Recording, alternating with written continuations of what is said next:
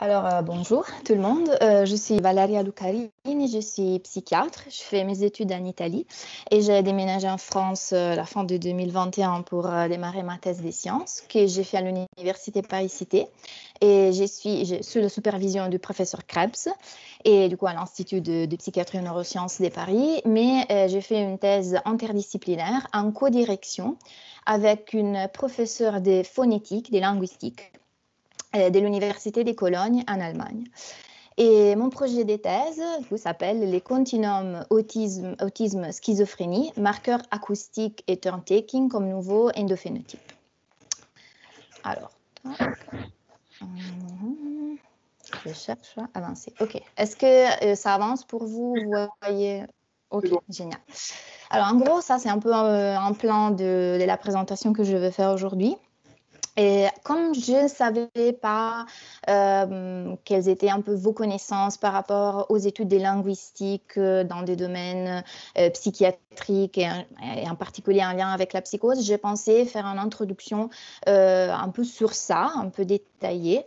Et en particulier, je vais parler tout d'abord du staging model et des modèles de prédiction, des marqueurs linguistiques dans la psychose et en particulier de marqueurs dont moi je m'occupe, du coup de marqueurs de prosodie et turn-taking, avant de vous expliquer un peu plus dans les détails mon projet de recherche pour ce qui concerne les objectifs de l'étude, les méthodes, les résultats et avant de conclure avec une petite discussion. Moi je suis en deuxième année de thèse.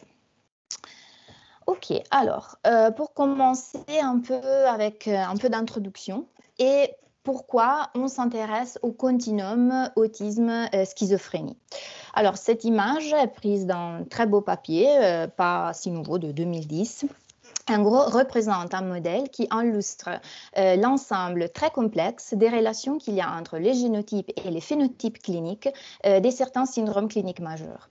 En fait, d'un point de vue clinique, les troubles psychiatriques présentent souvent des frontières diagnostiques incertaines et il a été démontré que les différents syndromes partagent en partie des déterminants génétiques, neurodéveloppementaux, des facteurs environnementaux, comme les stress, l'expression des symptômes, des marqueurs cognitifs et neurophysiologiques.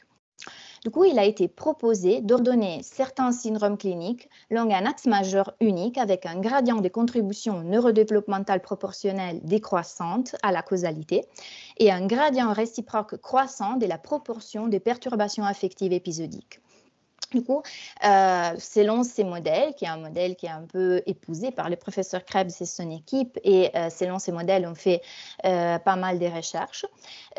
Pour déchiffrer l'étiologie des troubles psychiatriques, il est nécessaire d'adopter une approche transdiagnostique multiniveau et transdisciplinaire et d'effectuer une analyse phénotypique raffinée qui va un peu au-delà des domaines psychopathologiques cliniques. Et on va voir après, qu'est-ce que j'entends quand je parle un peu de phénotypage psychopathologique un peu raffiné.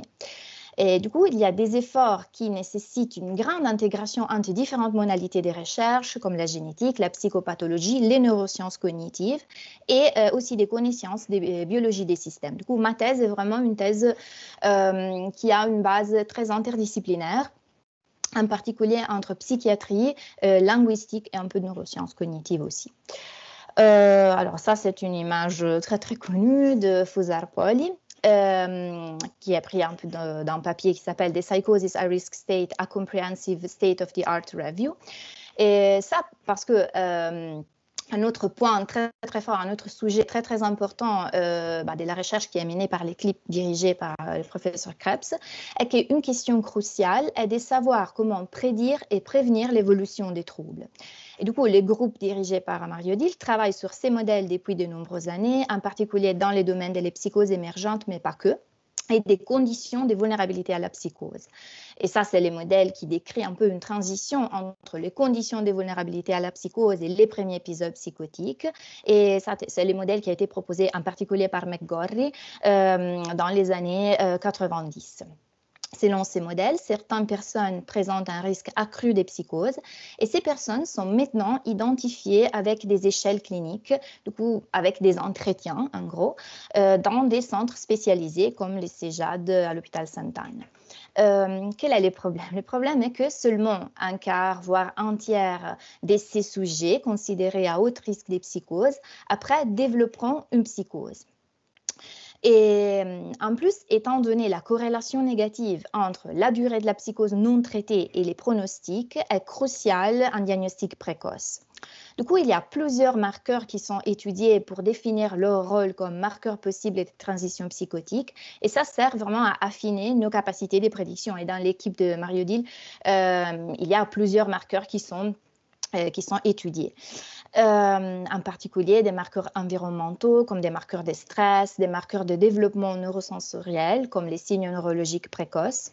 Mon projet vise à un peu intégrer ces travaux par des recherches sur des marqueurs linguistiques à niveau acoustique et des marqueurs des cognitions sociales à niveau de la prise de parole. Et c'est pour ça que Mario Dill a accepté effectivement de m'encadrer pour la thèse, un peu pour intégrer ces études. Ok, une autre chose pour ce qui concerne le phénotypage clinique, alors je ne vais pas dire grand-chose parce que pour des raisons de temps, mais ça c'est un papier très intéressant de Barnaby Nelson. Barnaby Nelson est un psychiatre qui travaille dans l'équipe de Patrick McGorry en Australie. Du coup, vraiment un peu les pionniers un peu de tout ce modèle de high risk et de vulnérabilité à la psychose. En gros, vous voyez dans la partie gauche de cette diapo, ces modèles de staging, un peu les modèles qui a été proposé, qui est un peu en parallèle pour ce qui concerne le modèle de staging pour le cancer. Ça, c'est un modèle de staging pour les différents troubles psychiatriques. Et ce qu'on fait quand on fait passer un CARMS, on fait un staging du sujet dans ces différents stages possibles qui vont d'une condition asymptomatique en condition de traitement résistante. Alors, ce que Barnaby Nelson et Patrick McGorry proposent est qu'il faut vraiment bien phénotyper les sujets qu'on rencontre. Et pour faire ça, du coup, il faut intégrer ces modèles des stadiations avec, par exemple, l'échelle CARMS par un modèle qui explore la subjectivité des patients.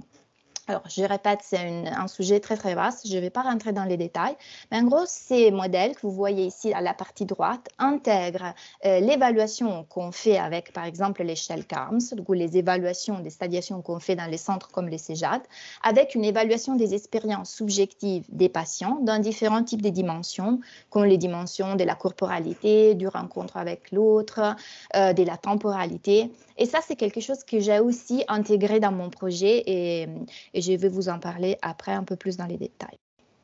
Ok, pourquoi le langage? Pourquoi étudier les langages dans des sujets qui sont dans le continuum de la psychose et en général, pourquoi étudier les langages dans des contextes de psychiatrie? Alors, c'est absolument pas quelque chose de nouveau. On sait très bien que d'un point de vue sémiologique, on étude et on décrit les langages de nos patients quand on fait description sémiologique de ce qu'on voit pendant les entretiens et les consultations.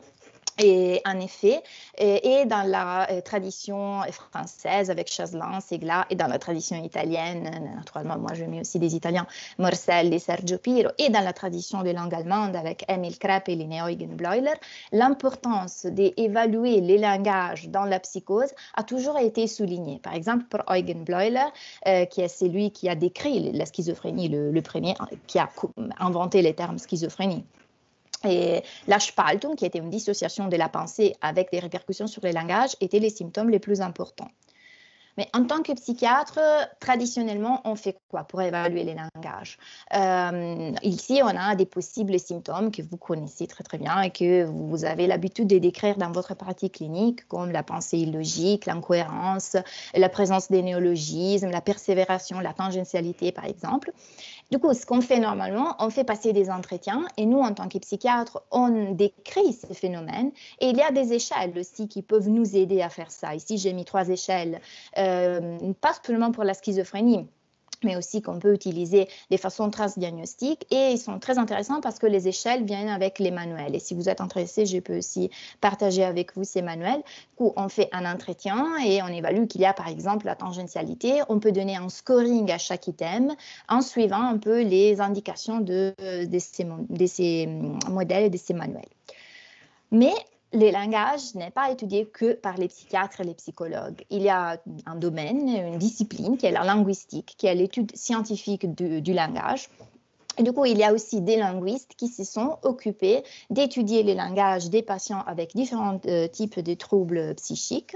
Ça, c'est un vieux papier, mais qui est, si vous vous intéressez un peu du langage et psychose, c'est les papiers qui est toujours cité.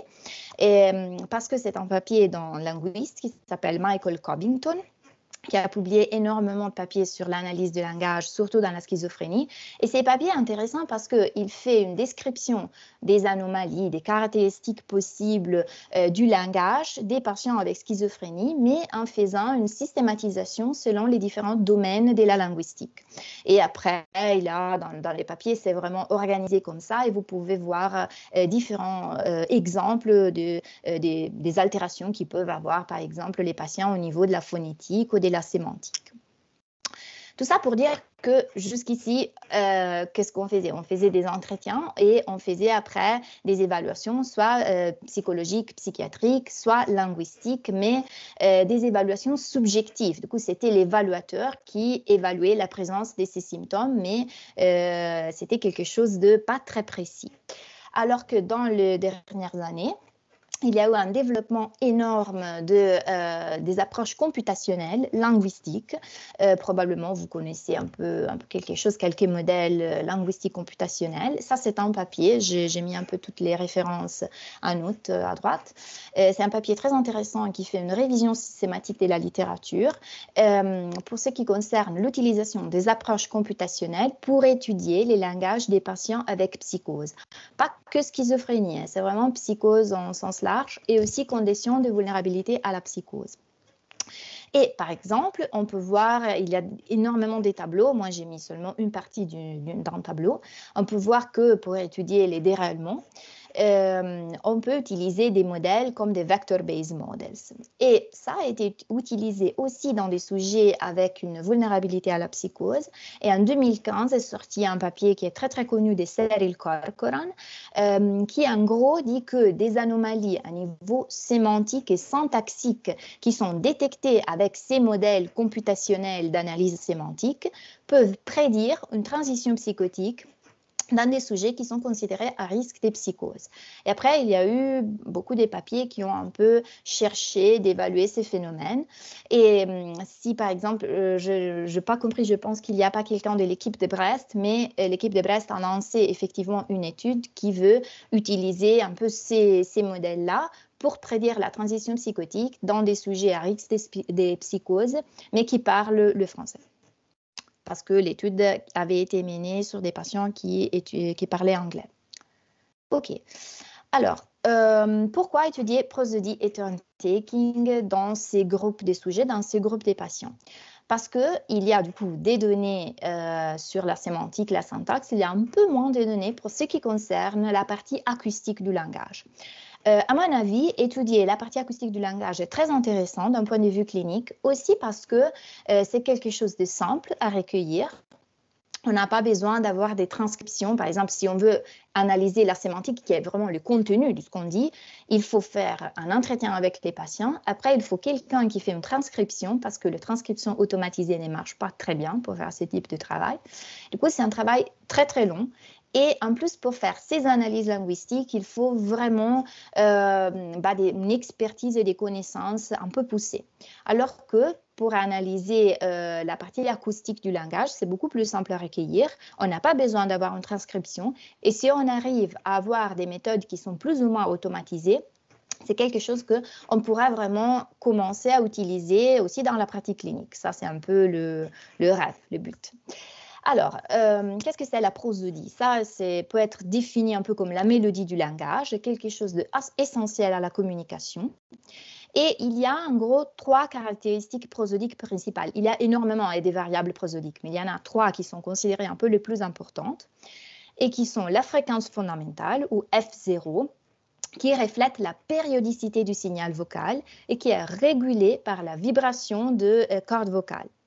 La contrepartie perceptive de cette fréquence est la hauteur de la voix et la modulation de la hauteur de la voix, c'est ce qui donne l'intonation de la voix. Par exemple, les questions sont exprimées avec une tonalité ascendante. Ensuite, nous avons l'intensité qui représente la quantité d'énergie acoustique des sons et qui est régulée au moyen de la pression d'air sous-glottique. Et enfin, nous avons la durée qui reflète la synchronisation des processus articulatoires et que d'un point de vue perceptif peut être décrite comme la durée d'une unité du parole ou d'une pause. Alors, il y a eu pas mal de papiers qui ont cherché à caractériser les caractéristiques prosodiques de la voix des patients avec schizophrénie par rapport à des témoins sains. Il y a eu une très belle révision de la littérature et méta-analyse qui a été publiée en 2020 par Alberto Parola sur Schizophrenia Research, qui dit que oui, il y a eu énormément de papiers, mais il y a des résultats qui sont contradictoires, qui ne sont pas généralisables. En gros, une réduite variabilité du pitch a été trouvée, une réduite speech rate. Les speech rates, c'est le nombre de syllabes par seconde dans le parler, et une augmentation du nombre et de la durée des pauses qui a été corrélée avec la sévérité des symptômes négatifs. Mais en général, la relation avec la psychopathologie a été très peu étudiée. Et dans la plupart des cas, les méthodes utilisées sont très hétérogènes. Dans la plupart des cas, c'est surtout des patients qui parlaient anglais qui ont été étudiés. Du coup, on ne peut pas vraiment tirer des conclusions sur les études qui ont été faites. Pour ce qui concerne études acoustiques dans des sujets considérés à haut risque des psychoses, il y a très peu de papiers, il y a 3 papiers. Et dans un papier, les caractéristiques acoustiques permettaient de déduire la sévérité des symptômes négatifs et prédire les développements d'une psychose. Dans un autre papier, les sujets au risque des psychoses n'ont pas montré des différences par rapport à des témoins sains pour ce qui concerne des caractéristiques acoustiques. Et un autre papier a trouvé une variabilité augmentée de le speech rate. Du coup, absolument pas des données conclusives. OK. Du coup, ça, c'est un peu la première chose que je vais étudier dans mon étude. On va voir comment. Et du coup, je veux explorer la prosodie un peu pour ces raisons-là. Mais quel est le problème quand on étudie la communication, quand on étudie les langages dans des contextes psychiatriques? C'est que dans 99% de fois, ce qu'on fait, on fait un entretien avec un patient, on enregistre les patients qui lisent par exemple un extrait et après, on analyse que la voix du patient. Du coup, ce n'est pas du tout une exploration, c'est pas du tout une exploration écologique de ce qui se passe dans la communication. Il y a toute une vague de neurosciences qui s'appelle la Second Person Neuroscience, du coup une neuroscience qui s'occupe vraiment d'étudier l'interaction. Et les linguistes avec lesquels j'ai travaillé au Cologne font un peu partie d'un groupe de recherche qui étudie précisément ça. Et pourquoi étudier l'interaction d'un point de vue communicatif? Parce que d'un point de vue linguistique, une conversation fluide requiert aussi la connaissance tacite des règles d'interaction sociale. Et il y a une discipline de la linguistique qui est l'analyse conversationnelle, qui en gros se concentre sur la structure interne de la conversation et à travers l'identification des modèles conversationnels comme le turn-taking, qui est considéré la forme la plus élémentaire d'organisation de la conversation et qui est en gros une forme d'interaction coopérative. Du coup, le turn-taking est l'organisation du discours en unité alternée entre locuteurs et le but est d'assurer que ni plus ni moins d'un participant ne parle à un moment donné. Okay. Et ça pour dire qu'il est très important, à mon avis, quand on étudie les langages dans des contextes psychiatriques, de travailler avec des linguistes qui ont l'expertise, les connaissances pour pouvoir effectivement faire avancer un peu ces études et la discipline. Alors, pourquoi étudier le turn-taking avec des patients qui ont une schizophrénie, une psychose en général? Alors, il y a différentes raisons. Alors, tout d'abord, le turn-taking est un phénomène particulièrement remarquable d'un point de vue cognitif, qui est exécuté avec une précision virtueuse et qui implique la prédiction, la planification et la production d'énoncés improvisés. Du coup, c'est quelque chose d'extrêmement éprouvant sur les plans cognitifs qui requiert des capacités de cognition sociale assez poussées. Et nous savons que les patients avec schizophrénie, avec autisme aussi, ont de gros problèmes de cognition sociale. En plus, il a été vu que la plupart des tours de parole dans des sujets qui n'ont pas des pathologies psychiatriques, sont courtes. La plupart des transitions entre le tour des paroles consistent en des très courts intervalles entre les locuteurs, d'environ 200 millisecondes, qui sont préférés à des intervalles plus longs ou à des chevauchements. Et ça, a été vu dans différents types de langues. Okay, c'est valeur de 200 millisecondes de gap entre la fin d'un tour de parole d'un locuteur et les débuts du tour de parole de l'autre locuteur. Mais je pense qu'il est intéressant d'étudier le turn-taking, l'interaction dialogique dans des patients avec psychose aussi pour une autre raison. Et c'est parce que le turn-taking est aussi un niveau très, très basal de communication, très tacite, très fluide. Et on retrouve des éléments de turn-taking aussi dans différents types d'animaux et aussi entre les tout petits et les parents, avec une forme de communication qui s'appelle protoconversation, qui a été décrite depuis certaines décennies, je dirais dans les années 90 à peu près. Et c'est vraiment un échange très coordonné, très synchronisé d'un point de vue temporel, des tours, des vocalisations, des mouvements, des regards. Du coup, il y a du début vraiment un certain niveau de synchronisme interpersonnel, de coordination interpersonnelle entre les tout petits et les parents. Pourquoi étudier ça dans la schizophrénie et dans l'autisme? Alors, surtout dans la schizophrénie, parce qu'il a été décrit un réduit niveau de coordination interpersonnelle entre les patients avec schizophrénie et l'interlocuteur. Et ici, j'ai mis un papier qui est une révision de la littérature qui a été publiée sur Schizophrenia Balletti en 2021, avec tous les papiers qui ont un peu exploré la réduction du synchronisme et de coordination interpersonnelle qu'on peut retrouver dans la schizophrénie et dans la psychose en général. Et ça a été étudié, surtout d'un point de vue de la motricité, d'un point de vue corporel, ou vraiment coordination des mouvements pendant des entretiens. On a vu que les patients avec schizophrénie étaient beaucoup moins coordonnés avec l'intervieweur par rapport aux témoins sans. Et du coup, nous avons dit qu'il y a une réduction de la coordination entre les locuteurs dans la psychose.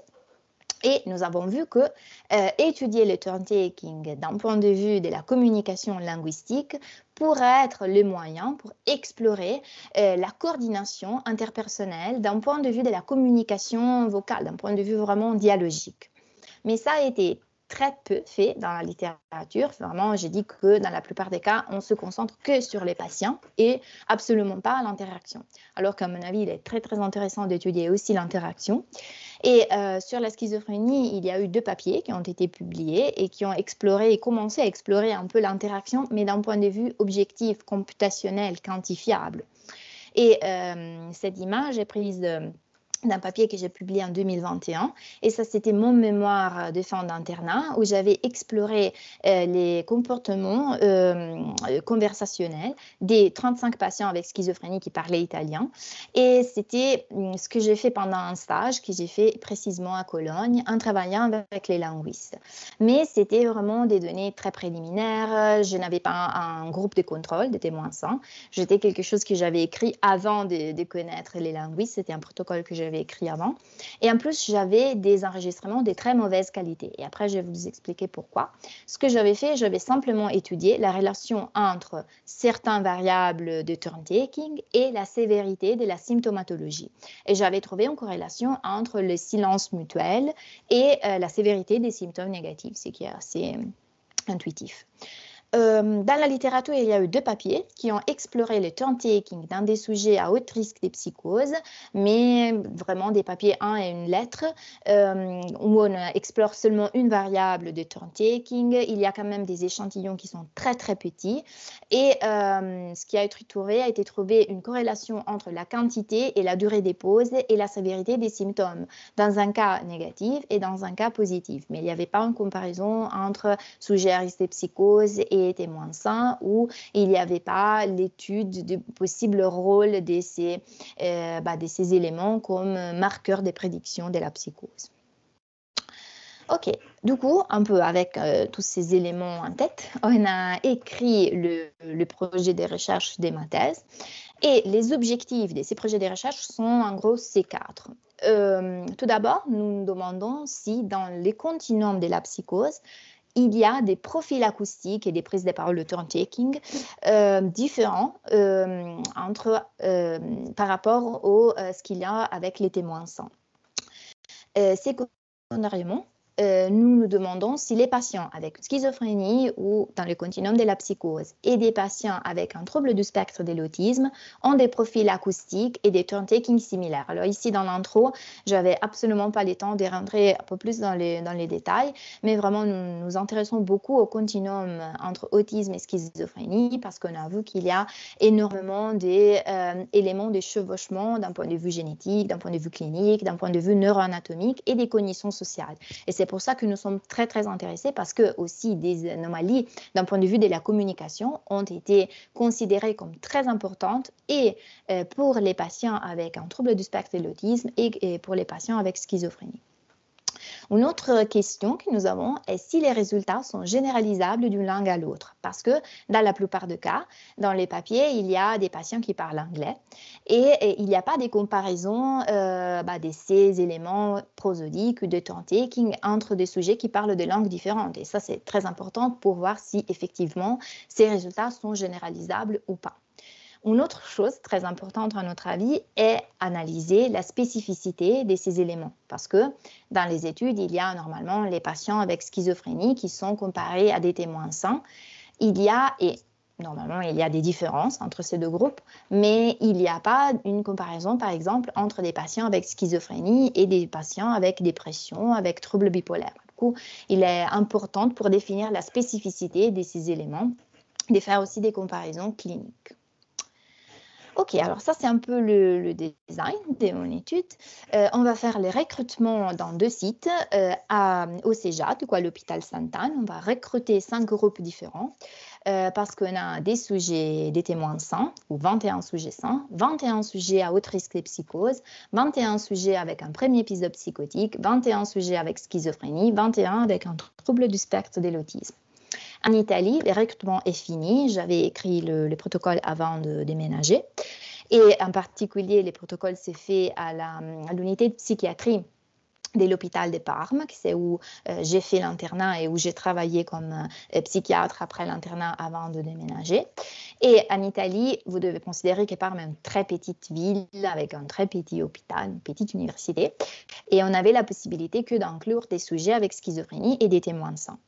Alors au début, on avait commencé avec 20 pour chaque groupe, puis après, il a été possible d'en recruter un peu plus parce que les recrutements ont été vite, du coup on a fait un amendement du protocole et à la fin, on a recruté 30 sujets avec schizophrénie et 30 témoins sains et ça, le recrutement est fini.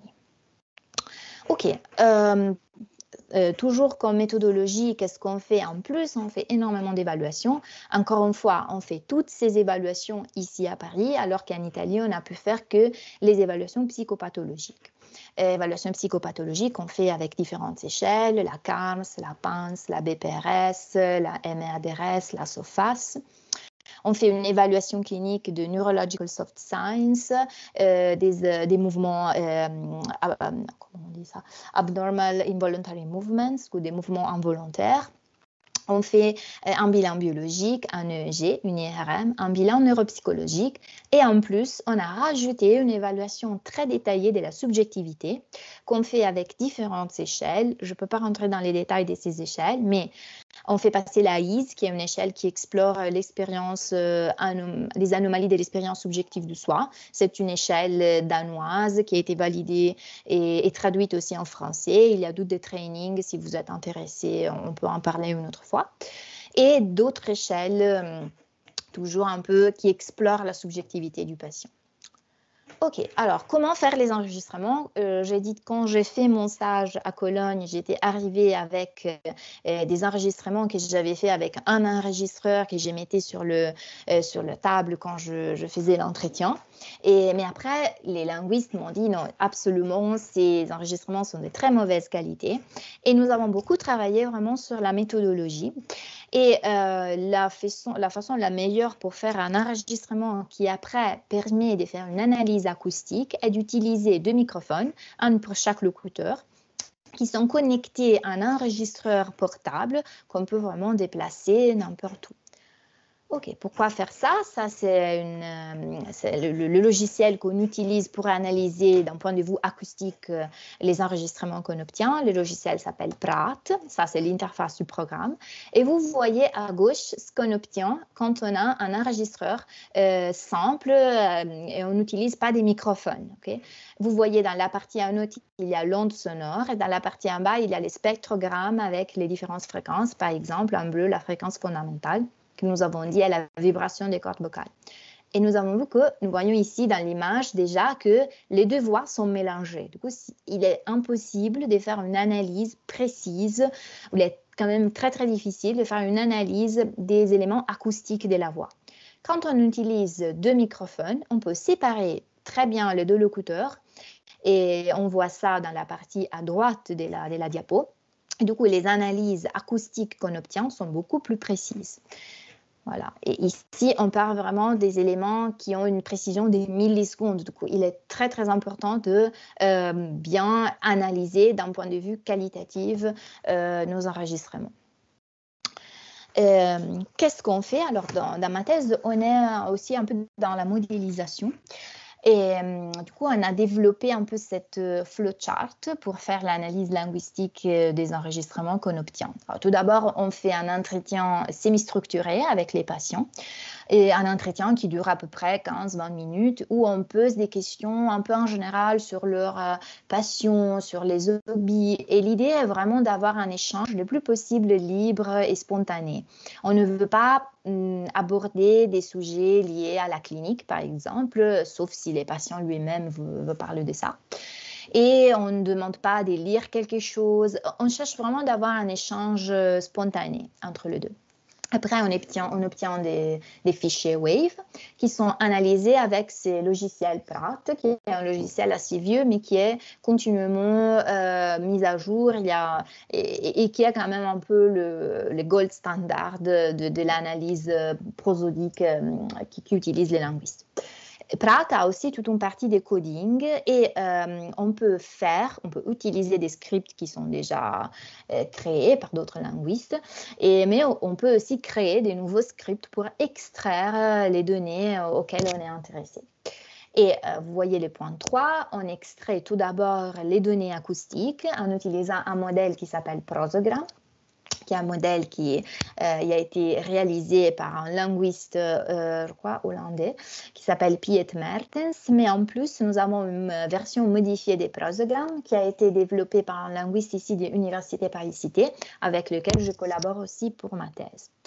Et après, vous voyez le point numéro 4, nous avons développé tout un set de scripts de Praat qui nous permettent d'extraire des données et de quantifier vraiment des données de turn taking. Ça, c'est un peu vraiment, je veux souligner la chose importante, quantifier, extraire, chercher de faire quelque chose d'objectif, d'analyser d'un point de vue objectif ces éléments. Et vous voyez qu'avec les scripts qu'on a, on arrive aussi à avoir des représentations graphiques des différents types de variables. Après, je vais vous montrer quelques exemples. Et après, j'analyse un peu toutes les données que j'ai recueillies avec R pour faire les analyses statistiques dessus. Alors, avec le script de turn taking, qu'est-ce qu'on a fait? On a un gros prix des papiers d'analyse conversationnelle d'un point de vue linguistique, du coup, jamais utilisé avec des patients, mais qui avaient été utilisés avec des sujets sains. Et on a vraiment créé les scripts pour extraire ces paramètres. On a une représentation graphique du turn taking assez simple. Vous voyez, chaque trait représente un tour des paroles. Les espaces blancs représentent les pauses. Et les deux locuteurs sont codés avec une couleur. Du coup, par exemple, l'intervieweur est noir et les patients, dans ce cas-là, est en rouge. Et nous avons... Et avec cette script, nous avons la capacité de quantifier. Nous produisons aussi pas mal de fichiers TXT et Excel qui après nous permettent de quantifier, par exemple, la durée des pauses, la durée des tours de parole, les niveaux des chevauchements. Nous sommes très intéressés aux overlaps, les niveaux de chevauchement.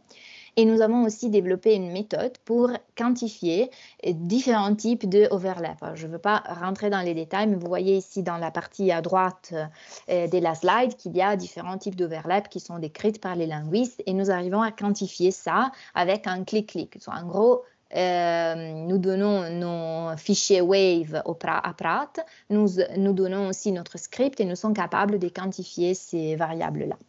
Et en plus, nous avons extrait une autre variable qui s'appelle Floor Transfer Offset, FTO, une milliseconde, qui est censé être un élément de coordination interpersonnelle d'un point de vue linguistique.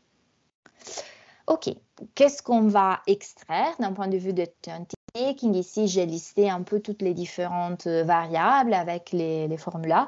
Je pense que pour un souci des temps, on ne pourra pas rentrer trop dans les détails, mais après, si vous êtes intéressé, je peux aussi vous envoyer les slides. Et en plus, comme on vient de soumettre un papier avec l'analyse de ces données pour ce qui concerne les patients italiens, j'espère avoir aussi le papier dans un futur proche. Et par exemple, on va quantifier la participation de l'intervieweur, la participation du participant, du coup du patient ou du sous-jacent, les niveaux d'overlap, le niveau du silence mutuel, les types d'overlap, l'FTO. On va quantifier en millisecondes la durée des tours de parole, la durée des pauses. OK. OK. Et puis, d'un point de vue prosodique, qu'est-ce qu'on va extraire? Ici, j'ai mis un peu des variables. Il y a énormément de variables qu'on extrait avec ces scripts et cette méthode, mais pour des raisons des temps, j'ai un peu coupé. Et par exemple, on va quantifier le speech rate, du coup, le nombre de syllabes par seconde. On va quantifier la fréquence fondamentale, du coup, la fréquence des vibrations des cordes vocales. C'est vraiment un facteur physiologique. On va quantifier les pitch range et aussi des variables un peu plus fines comme les glisses, les rise, les falls. Et aussi les trajectoires de l'intonation, les trajectoires intrasyllabiques ou intersyllabiques. Okay. Ce sont les trajectoires du pitch qui, elle, est corrélée, perceptuelle de la fréquence fondamentale. OK. En gros, une trajectoire intrasyllabique plus élevée est indice d'une intonation un peu plus variable. OK, alors j'ai mis un peu de résultats. Je dois un peu couper.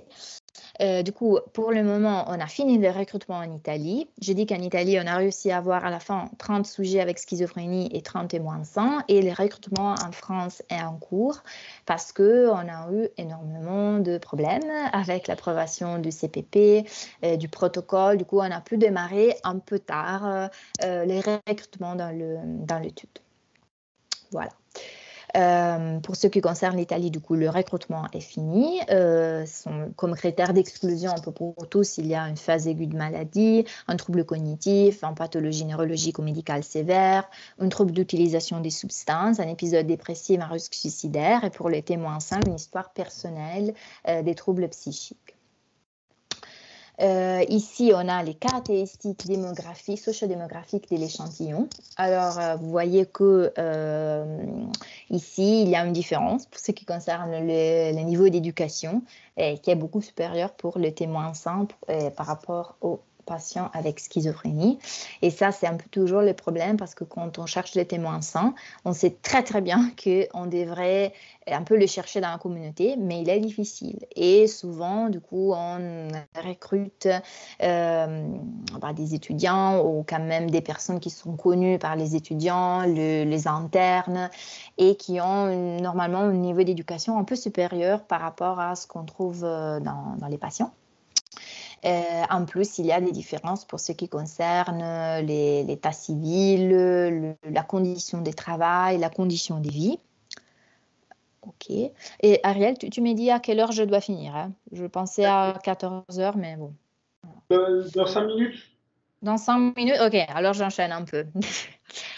OK, alors ici, il y a caractéristiques cliniques de l'échantillon des patients, du coup les échelles qu'on a fait passer, on voit la pince, mais on voit toutes les échelles psychopathologiques de l'expérience subjective, à savoir qu'ils sont des échelles hyper longues à faire passer. L'échelle ISE est une échelle, on a besoin d'1 heure et demie, 2 heures pour faire pour faire passer cette échelle, et il faut aussi un training spécifique. Du coup, c'est quand même quelque chose qui prend beaucoup de temps. Ok, alors comparaison des turn-taking entre ces deux groupes.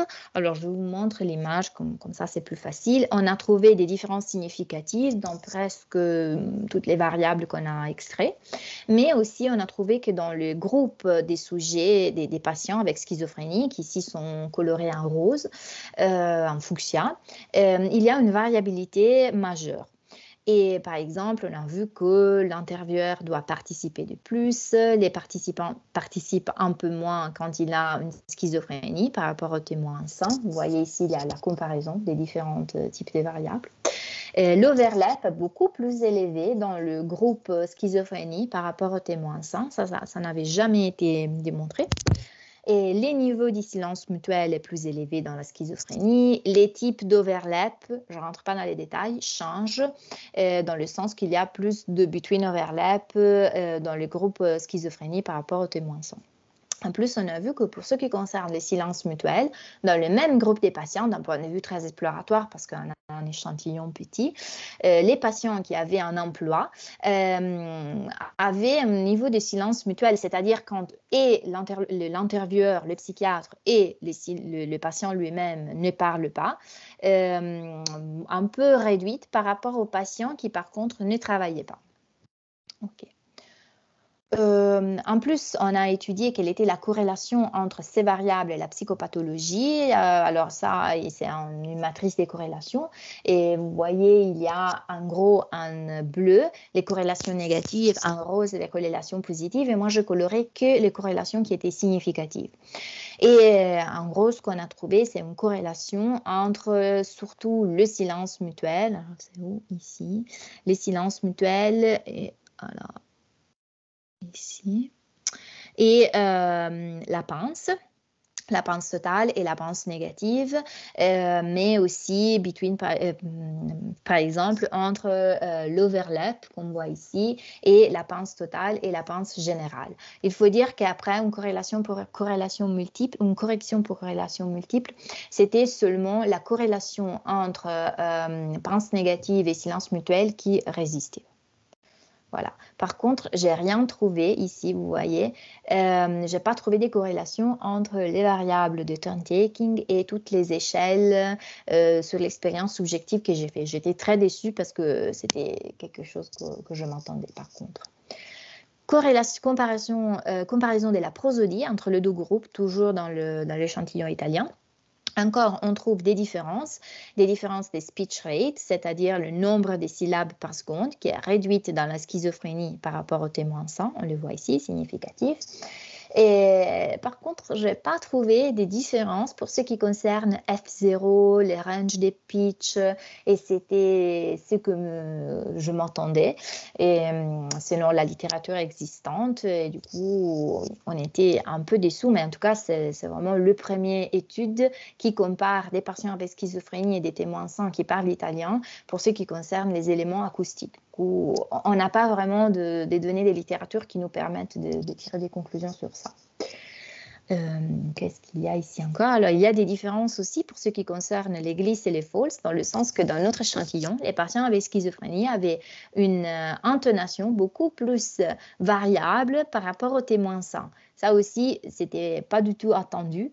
Et nous avons un peu du mal à interpréter ces résultats, mais encore une fois, il y a peu de données de littérature sur ça, sur ces éléments précis aussi dans d'autres langues qui nous permettent un peu de nous aider à interpréter ces résultats. Corrélation avec la psychopathologie, alors ici je vais un peu sauter, je trouvais surtout des corrélations entre les différentes variables prosodiques et les anomalies de l'expérience subjective. Du coup, je suis très contente parce que ça n'avait jamais été fait. C'est la première fois qu'on étudie vraiment l'acoustique en lien avec l'expérience subjective et je suis en train de travailler, d'écrire ces papiers-là. Ok, je saute un peu pour des raisons de temps. Alors ici, pardon, ça se voit très très mal. Mais en gros, on a un peu réalisé ces images qui sont des avatars qui représentent un peu en gros ce qu'on a trouvé d'un point de vue de turn taking. On peut voir dans la partie à gauche de l'image l'intervieweur qui parle avec les sous-jacents. L'intervieweur est la fille avec la psychiatre avec les poules bleues. Et les sous-jacents un pull, une maille jaune. Et on voit ici dans le speech bubbles les tours des paroles qu'on avait vu avant. En gros, chaque ligne représente un tour des paroles et chaque partie blanche représente une pause. Et ici, on voit que avec les données, avec les résultats qu'on a, on peut dire que la conversation avec des sujets sains est expression d'un certain niveau de synchronisme, alors que ce qu'on a trouvé avec des sujets avec schizophrénie, qu'on voit dans la partie à droite de la diapo, avec les sujets qui a la maille rose, pourrait être expression d'un point de vue conversationnel d'un réduit niveau de corrélation interpersonnelle. Et ça n'avait jamais été démontré avant. Alors, point fort un peu de ce qu'on a fait jusqu'ici, est-ce qu'on arrivait à quantifier de façon objective des paramètres des tours des paroles et prosodiques, des conversations avec des patients avec schizophrénie par rapport à des témoins sains, qui, contrairement à la quasi-totalité des analyses linguistiques menées sur la schizophrénie, qui se concentrent principalement sur l'enregistrement audio d'un seul sujet, nous nous sommes concentrés aussi sur l'interaction, du coup la dynamique de la communication, que les enregistrements sont d'excellente qualité et du coup nous pouvons faire une annotation automatique avec tous les scripts qu'on a réalisés. Et les fichiers audio sont plus longs que d'habitude et aussi se concentrent sur des aspects non cliniques pour mettre les participants les plus à l'aise possible. Et aussi nous avons évalué de manière exhaustive les aspects psychopathologiques comme l'évaluation de l'expérience subjective des patients. Limitation, alors l'échantillon est petit, l'étude est transversale. On s'est concentré sur un seul type d'interaction possible qui est l'entretien médecin-patient, qui est évidemment un type d'interaction très particulière. On ne peut pas généraliser ce qu'on voit dans un entretien avec un médecin et parler un peu de la façon de communiquer en général. Mais c'est déjà un premier pas. Et en plus, nous avons exploré le comportement que d'un point de vue dyadique, uniquement d'un point de vue linguistique. Et alors que, à mon avis, il serait très intéressant d'étudier l'interaction avec des vidéos, du coup faire des vidéos, et explorer aussi l'interaction entre la langue, les contenus, surtout ce qu'on dit, les regards. Il y a toutes des études, par exemple, sur les comportements du regard qui sont très intéressants, à mon avis. Et il y a aussi des études, par exemple, sur le comportement gestuel, ou la motricité. Mais ok, ça évidemment est très difficile à faire. Et en plus, nous nous sommes concentrés uniquement sur les données acoustiques sans tenir compte de l'analyse du contenu. Mais il faut dire que on est en train vraiment de créer un corpus et on voit ces études d'un point de vue un peu progressif, dans le sens qu'ici, il y a un premier niveau d'analyse qui explore que la partie acoustique, mais notre but serait après de rajouter aussi les autres analyses, les autres domaines de la linguistique et voir quelles sont les interactions entre un domaine et l'autre. Alors ici, voilà, je coupe un peu parce que... Ok, j'ai un peu dit tout. Ici, du coup, pour ce qui concerne Paris, le work in progress, on a recruté 17 patients et on a programmé 7 patients dans les 4 prochaines semaines. Je ne sais pas si j'arriverai à voir tous les sujets que j'avais prévus pour la fin de ma thèse. J'espère que oui. Mais bon, ça, c'est un peu... On a eu énormément de problèmes avec la bureaucratie et la partie un peu administrative du CPP. Voilà.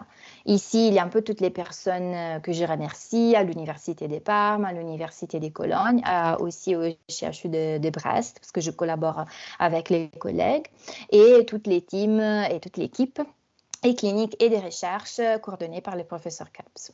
Voilà. Et merci pour votre attention.